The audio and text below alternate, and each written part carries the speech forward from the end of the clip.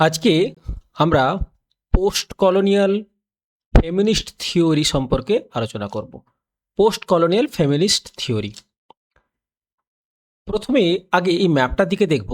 এখানে এই যে পোর্শনটাকে, এই যে আমেরিকা তৎসহ আহ, ইউরোপ, এই যে এই যে জায়গাগুলো, এগুলো এরা ভাবে যে পূর্বতন দুনিয়া সবসময় তাদের থেকে কালচারাল দিক থেকে, এডুকেশনাল দিক থেকে সবসময় নিচের দিকে। তারা সবসময় দুটো ধরনের মানুষদের মধ্যে তুলনা করে। তারা মনে করে যে তারা সংস্কৃতি, শিক্ষা, বিজ্ঞান, প্রযুক্তি সব দিক থেকে তারা এগিয়ে, এবং যারা ইস্টার্ন পার্ট আছে তারা সবসময় এই শিক্ষা, সংস্কৃতি সব দিক থেকে তারা পিছিয়ে। কিন্তু আমরা আজকে জানব তাই ওরিয়েন্টালিজম কি, এবং এডওয়ার্ড সেড ওরিয়েন্টালিজম কিভাবে বলেছেন। কি বলেছেন Orientalism? Edward Said wrote a famous book called Orientalism. Edward Said একটি বিখ্যাত বই লিখেছিলেন, বইটার নাম ছিল ওরিয়েন্টালিজম। তিনি বলেছিলেন যে ওয়েস্ট মানে পশ্চিমী দুনিয়া, যেমন আমেরিকা, ইউরোপ, যাদেরকে অক্সিডেন্ট বলা হতো, তারা লুকস অ্যাট দ্য ইস্ট মানে পূর্ব পূর্বদেশীয় যে সমস্ত দেশগুলো, যেমন এশিয়া, আফ্রিকা, এই সমস্ত দেশগুলোকে যাদেরকে বলা হতো ওরিয়েন্ট, তাদেরকে তারা স্ট্রেঞ্জ, ব্যাকওয়ার্ড, পিছিয়ে পড়া, উইক, দুর্বল, অথবা মিস্ট্রিয়াস, অথবা আশ্চর্যজনকভাবে তারা ব্যাখ্যা করে। তারা মনে করে যে পূর্বদেশীয় মানুষজন পশ্চিম দেশীয় মানুষের জনের থেকে চিন্তাভাবনা, তাদের শিক্ষা, তাদের কালচার সমস্ত দিক থেকে তারা পিছিয়ে। এই যে চিন্তা করার, এই যে চিন্তাটাকে বলা হয় ওরিয়েন্টালিজম। এটাকেই বলে ওরিয়েন্টালিজম, এবং এটাই এডওয়ার্ড সেড তার বিখ্যাত বইতে মূল কথাটা বলতে চেয়েছেন। তাহলে পোস্ট কলোনিয়ালিজম জিনিসটা কি? পোস্ট কলোনিয়ালিজম কথার অর্থ হলো we try to take back our own identity. আমরা আমাদের নিজস্ব পরিচয়, নিজস্ব খ্যাতি, গৌরব, এগুলোকে আমরা পুনরুদ্ধার করতে চাই। পশ্চিমী দুনিয়া গোটা দুনিয়ার কাছে যে ভাবমূর্তি পূর্ব দেশীয় যে সমস্ত দেশগুলো আছে তাদের সম্পর্কে যে ভাবমূর্তি তৈরি করেছে, আমরা সেই ভাবমূর্তিকে স্বচ্ছতা দিতে চাই। পোস্ট কলোনিয়ালিজম তাই বলে, সেটাকে স্বচ্ছতা দিতে চায় এবং তাদের ভাবমূর্তিকে পুনরুদ্ধার করার চেষ্টা করে। তারা যে পশ্চিমী দুনিয়া, পূর্ব দেশীয় দুনিয়ার সম্পর্কে যে সমস্ত কথাগুলো বলেছে, সেই সমস্ত কথাগুলো যে ভুল, সেই বিষয়ে আলোকপাত করাই হলো পোস্ট কলোনিয়ালিজম। অ্যান্ড টেল, এবং এটা বলে আওয়ার ওন স্টোরিজ, এবং পূর্বদেশীয় যে সমস্ত দেশ তারা তাদের নিজেদের কথা নিজেরা বলবে। পশ্চিমী দুনিয়ার কথার উপরে নির্ভর করে কোনো মতেই তারা গোটা দুনিয়াকে তাদের নিজেদের সম্পর্কে বিরূপ মনোভাব, তাদের সম্পর্কে খারাপ মনোভাব কোনো মতেই সহ্য করবে না। Instead of believing what West said about us, আমাদের সম্পর্কে পশ্চিমী দুনিয়া যেগুলো বলে সেগুলোকে মিথ্যে প্রমাণ করে নিজেদের সম্পর্কে আমাদের যে আসল চিত্র, সেই চিত্রটাই দুনিয়ার কাছে দুনিয়ার সামনে ধরাটাই হলো পোস্ট কলোনিয়ালিজম। তাই পোস্ট কলোনিয়ালিজম কি? পশ্চিমী দুনিয়া পূর্ব দেশীয় দুনিয়ার সম্পর্কে যে খারাপ বা ভুল মন্তব্য গোটা পৃথিবীর কাছে প্রচার করেছে, সেই বিষয়কেই পরিবর্তন করে নতুনভাবে নিজেদের সম্পর্কে বলাটাই হলো পোস্ট কলোনিয়ালিজম। এবারে আমরা দুটোর মধ্যে পার্থক্য দেখব, ফেমিনিজম এবং পোস্ট কলোনিয়ালিজমের মধ্যে পার্থক্য। প্রধান কি? প্যাট্রিয়ার্কি, পিতৃতন্ত্র, মেল ডমিনেন্স। পুরুষতান্ত্রিক সমাজ সবসময় মেয়েদের উপরে তাদের পেশির জোর দেখিয়ে এসেছে। তারা তাদেরকে ঘরের চার দেওয়ালের মধ্যে বন্দি করে রাখার চেষ্টা করেছে, তাদেরকে বিকশিত হতে সুযোগ দেয়নি। পোস্ট কলোনিয়ালিজম কি? Colonialism, foreign dominance. এই বিদেশিরা আমাদের উপরে আমাদের ভাবমূর্তি সম্পর্কে কিছু জিনিস চাপিয়ে দিয়েছে, যে আমরা উইক, আমরা দুর্বল, তারা আমাদের থেকে অনেক বেশি অ্যাডভান্স, সিভিলাইজড। সেই যে চিন্তাভাবনাগুলো, সেগুলো আমাদের উপরে চাপিয়ে দেওয়া হয়েছে। প্রধান লক্ষ্য কি? Equality between man and women, পুরুষ এবং স্ত্রীর মধ্যে সমতা, সে কর্মক্ষেত্রে হোক, বেতনের ক্ষেত্রে হোক, সমস্ত দিক থেকে পুরুষ এবং স্ত্রীর মধ্যে সমতা বজায় রাখাই, সমান অধিকারটাই হলো ফেমিনিজম। আর কি? রিক্লেমিং আইডেন্টিটি ফ্রম কলোনাইজার, যে ঔপনিবেশিকতাবাদ শাসনের ফলে আমাদের মধ্যে যে ভাবমূর্তি নষ্ট হয়েছে, তার পুনরুদ্ধার করাই হলো পোস্ট কলোনিয়ালিজম। কি কোশ্চেন কি? Why are women treated as the other? কেন স্ত্রীলোকদের আদার মানে আলাদাভাবে চিন্তা ভাবনা করা হতো, তাদেরকে ব্যাকওয়ার্ড হিসাবে ভাবা হতো, তাদেরকে কোনো মতেই সামনের দিকে আসতে দেওয়া হতো না, তাদেরকে দুর্বল হিসেবে দেখা হতো। Why the East is treated as other? এখানে একইভাবে পূর্বদেশীয় মানুষদেরকে বা পূর্বদেশীয় দেশগুলোকে একটা ব্যাকওয়ার্ড, একটা উইক হিসাবে দেখা হয়েছে, একটু আলাদা হিসেবে দেখা হয়েছে। ফেমাস টার্ম কি? The glass ceiling, limit on women, স্ত্রীদের উপরে বিভিন্ন ধরনের বাধা, প্রতিবন্ধকতা এবং ঘেরাটপের বেষ্টনীর মধ্যে স্ত্রীদেরকে রাখা হতো, তাদেরকে বাইরের দুনিয়ার সামনে নিজেকে প্রকাশিত হওয়ার সুযোগ কোনো মতেই দেওয়া হতো না। পোস্ট কলোন কি? সাবঅল্টার্ন। সাবঅল্টার্ন কি? যে অপ্রেসড পিপল, মেয়েরা এবং কিছু অর্থনৈতিক দুর্বল মানুষদেরা সবসময় উচ্চ সম্ভ্রান্ত, উচ্চ অর্থনৈতিক সমৃদ্ধ মানুষদের কাছে সবসময় নিপীড়িত হতো। এটাই হচ্ছে সাবঅল্টার্ন। হোম অ্যান্ড সোসাইটি কোথায় হতো? বাড়িতে এবং সমাজে। আর পোস্ট কলোনিয়ালিজম কোথায় হতো? হিস্ট্রি অ্যান্ড দ্য নেশন, ইতিহাস এবং জাতির কাছে।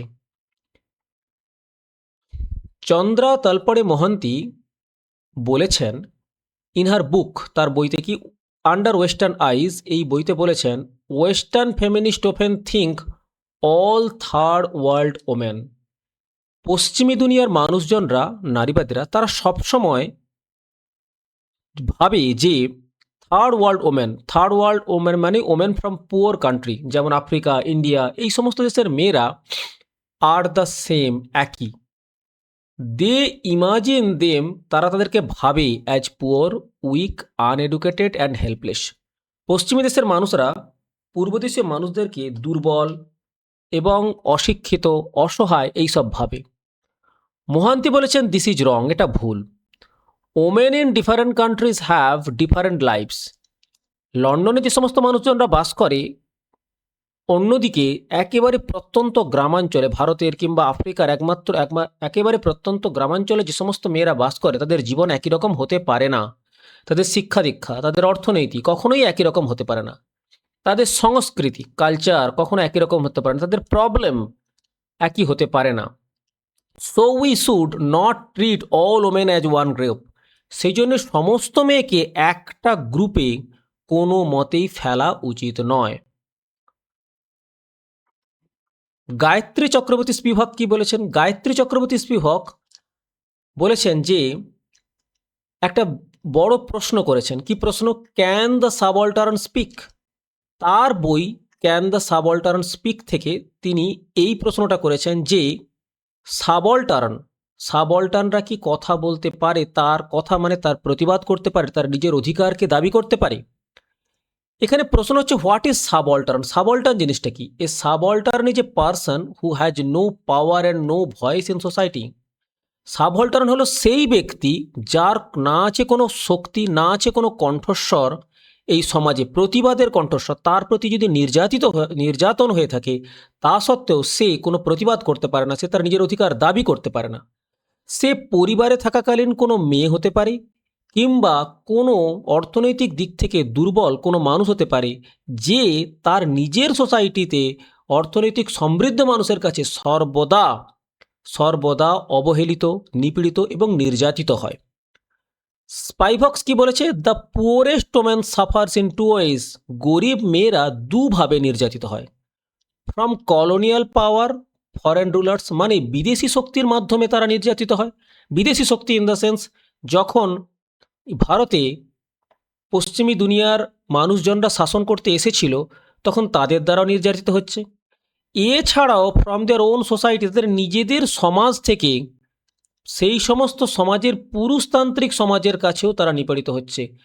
এমনকি তারা বাড়িতে তাদের নিজেদের বাবা, ভাই, এমনকি তার নিজের স্বামীদের কাছেও তারা নিপীড়িত হয়।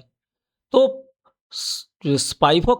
স্পিভক বলেছেন যে মেল ডোমিনেন্স এবং কলোনিয়াল পাওয়ার দুই দিক থেকে মেয়েরা, গরিব মেয়েরা সবসময় নির্যাতিত হয়।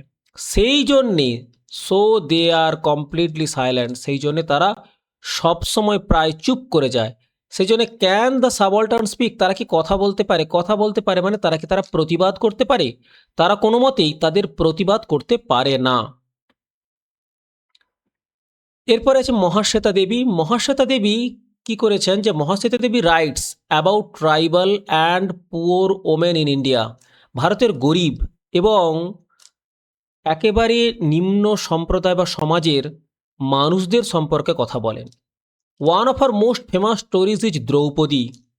তার একটা বিখ্যাত গল্প হচ্ছে দ্রৌপদী।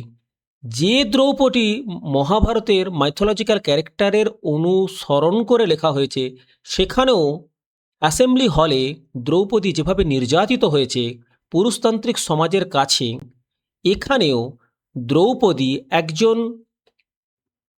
একজন নিচু সম্প্রদায়ের মানুষ, তিনিও নির্যাতিত হয়েছেন সেখানকার পুলিশ প্রশাসনের কাছে। যেটা ট্রান্সলেশন করেছে কি স্পাইভক। স্পাইভক হচ্ছে সেটাকে ট্রান্সলেশন করেছেন দ্রৌপদী গল্পটাকে। এই গল্পে আমরা কি দেখতে পাই? Draupadi the main character is a rebel, প্রধান চরিত্র হচ্ছে যে একজন বিদ্রোহী। এখানে দ্রৌপদী হচ্ছে যে একজন স্ত্রী, যে গোটা সমাজকে সেই দ্রৌপদীর গোটা সমাজকে পুরুষতান্ত্রিক সমাজ, সরকার, এমনকি পুলিশ প্রশাসন নির্যাতন করেছে, তাদের কোথাও কোনো উন্নতি হয়নি। তার ফলেই তারা সেই সমাজের বিরুদ্ধে, সেই সরকারের বিরুদ্ধে তারা কি করে? নির্যাতন শুরু করে। যেখানে আমরা মাওবাদী আন্দোলন দেখি, যেখানে আমরা মাওবাদী নকশালবাড়ি আন্দোলন দেখি, সেই সমস্ত আন্দোলনটাই আস্তে আস্তে একটা বিদ্রোহ আকারে পরিণত হয়, যেখানে শেষে দ্রৌপদীকে ধরা হয় অ্যান্ড ট্রিটেড ব্যাডলি বাই পুলিশের দ্বারা তাকে নির্যাতিত করা হয়। But instead of giving up, সে আশা ত্যাগ করার পরিবর্তে হাল ছাড়েনি। She resist in her own way, সে কি করে? তাকে বাধা দেয়। সি ইউজেস আর বডি, সে তার শরীরকেই ব্যবহার করে as a form of protest, প্রতিবাদের ভাষা হিসাবে। দিস শোজ, এটা দেখায় that a post colonial women, একজন post colonial women is not always weak, যে সবসময় দুর্বল হয় না, তার হারানোর কাছে কিছুই নেই। যে শরীরকে নিয়ে তারা গোটা সমাজ, পুলিশ প্রশাসন নির্যাতন করেছে, সেই শরীরকে সে অস্ত্র করে, সেই শরীরকে ব্যবহার করেই সে তার বিরুদ্ধে প্রতিবাদ করেছে। This is a perfect example of post colonial women fighting back. Post colonial ওমেনও যে শেষে লড়াই করতে পারে, এটাই তার প্রমাণ, এটাই তার পরিচয়। এছাড়াও কিছু কিছু আমাদের টার্ম মনে রাখতে হবে, যেমন ডবল কলোনাইজেশন। ডবল কলোনাইজেশন যেটা কি? যেটা আমরা প্রথমে দেখলাম যে ঘরের মেয়েরা ফরেন কন্ট্রোল, বিদেশিদের শোষণ, প্লাস মেল ডোমিনেশন, পুরুষদের শাসন, সেই দুটোর জাঁতাকলে একেবারে তাদের জীবন ওষ্ঠাগত হয়ে ওঠে। ফরেন কন্ট্রোল মানে ব্রিটিশদের, ভারতে হচ্ছে ব্রিটিশদের শাসন, আর মেল ডোমিনেশন মানে ঘরেই পুরুষতান্ত্রিক সমাজের শাসন এবং নিপীড়নের ফলে মেয়েরা আজকে সমাজের বুকে নিজেকে প্রতিষ্ঠিত করতে পারেনি। যেমন কি একটা poor women in colonial India, British control her country, first problem. Second problem কি? The man in her society control her life, কিন্তু সেই সমাজের মানুষরাও তার জীবনটাকে নিয়ন্ত্রণ করত। She has no freedom from outside or inside, ঘরের বাইরে ঘরে কোথাও কোনো জায়গায় তাদের কোনো মুক্তি, স্বাধীনতা নেই। এরপরে যেটা আছে সেটা হচ্ছে হেজিমনি। হেজিমনিটা কি? When one group become so powerful, যখন একটা দল খুবই শক্তিশালী হয়ে ওঠে, that everyone starts following there ideas, cultures and thinking, প্রত্যেকেই শুরু করে তাদের আইডিয়া, তাদের চিন্তাভাবনা, সংস্কৃতি এবং তাদের মানসিকতাটাকে অনুকরণ করতে, ইভেন উইদাউট ফোর্স, কোনো রকম শক্তি প্রয়োগ ছাড়াই। It is like silent control over minds, এটা নীরবে তারা আমাদের মনকে কন্ট্রোল করে যাচ্ছে। ব্রিটিশরা কি করে, দুদিক থেকে, একটা স্পোকেন ইংলিশ আমাদের শেখার প্রবণতা, আর একটা হচ্ছে তাদের ট্রেন্ড, ড্রেস, তাদের কালচার, এই সব অনুসরণ করার খুবই প্রবণতা তাদের মধ্যে, আমাদের মধ্যে দেখতে পাই। পশ্চিম দেশীয় সংস্কৃতি, তাদের মতো, তাদের জীবনযাপন পদ্ধতি আমরা সবাই কি করি, অনুকরণ করার চেষ্টা করি। তাদের ল্যাঙ্গুয়েজটাকে আমরা অনুকরণ করার চেষ্টা করি। আমাদের দেশে ইংলিশ না বলতে পারলে স্মার্ট বলা হয় না, সেই জন্যে তারা আমাদের মাথার মধ্যে ঢুকিয়ে দিয়েছে যে তারা আমাদের থেকে ফার মোর বেটার, কিন্তু সেটা নয়। Many people think western clothes or English language are better, বহু মানুষ ভাবে পশ্চিমী পোশাক এবং ইংরেজি ভাষা অনেক ভালো। দে স্টার্ট কপিং ওয়েস্টার্ন লাইফস্টাইল, সেই জন্য তারা চেষ্টা করে পশ্চিমী সভ্যতা সংস্কৃতিটাকে কপি করার জন্যে। নো ওয়ান ফোর্সেস দেম, কেউ বাধ্য করেনি, but they still follow it, কিন্তু তা সত্ত্বেও তারা সেটাকে অনুসরণ করে। এরপরে আছে এসেন্সিয়ালিজম। এসেন্সিয়ালিজম কি? Thinking that all people in one groups are exactly the same, মনে করা যে একটা গ্রুপের সমস্ত মানুষজন একই রকম। বাট ইন রিয়েলিটি, কিন্তু বাস্তবে পিপল আর অলওয়েজ ডিফারেন্ট, মানুষজন সম্পূর্ণ আলাদা হয়। Example, saying all Indian womens are poor and uneducated, all village womens are weak, এই কথাগুলো ভুল। বাট অ্যাকচুয়ালি মূলত সাম আর স্ট্রং, কিছুজন খুবই শক্ত সবল, সাম আর এডুকেটেড, কিছুজন শিক্ষিত, সাম আর লিডার্স, কিছুজন দলপতি হয়ে থাকে। So this thinking is wrong, এই চিন্তাভাবনাটাই ভুল। That is essentialism. পশ্চিমী দুনিয়ারা ভাবে কি পূর্ব দুনিয়ার সমস্ত মানুষজনরাই কি আনএডুকেটেড, উইক, দুর্বল, কিন্তু তা কিন্তু নয়, কখনোই নয়। কিছুজন তো অবশ্যই শক্তিশালী আছে, কিছুজন এডুকেটেড, কিছুজন মানে দলপতিও আছে, তো তাদের এই যে চিন্তাভাবনাটা ভুল, এটাকেই বলা হচ্ছে এসেন্সিয়ালিজম। এরপর আছে ইন্টারসেকশনালিটি। ইন্টারসেকশনালিটিটা কি? ইন্টারসেকশনালিটি হলো every person's life is different. লন্ডনে বাস করা একজন মহিলার জীবনযাত্রা ভারতের প্রত্যন্ত গ্রামাঞ্চলে বা আফ্রিকার প্রত্যন্ত গ্রামাঞ্চলে বাস করা একজন মহিলার থেকে সম্পূর্ণ আলাদা হতে পারে।